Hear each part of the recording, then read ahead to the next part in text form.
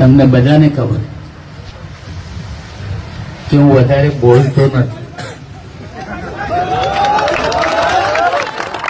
એક મર્યાદા. તમે બધાએ હમણાં નવો એક દાખલો કે હું કોઈ ગામમાં ગયો હતો અને મેં પબ્લિક જોઈ ને તો મારાથી રહેવાનું નહીં. એટલે મારાથી કહેવાય ગયું કે તમે ચિંતા કરતા નહીં, તમને કોઈ ટેન્શન હું નહીં આપું, પણ તમને કોઈ ધોકા મારે ને તો પછી તમે સોલંકી છે.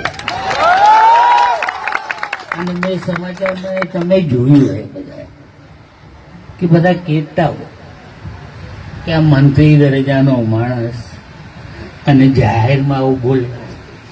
મેં કીધું જીને જી હમુજી હમથી હું તો જી છી અને કોઈ સમાજ નથી ગયો. મને બીજું કંઈ આવડતું નથી. બધા સમજતા હોય અને તમે બધા મારા દાખલા જોયેલા છે. તમને કંઈ નવું કહેવાની જરૂર નથી કે આ તો આપણા સમાજના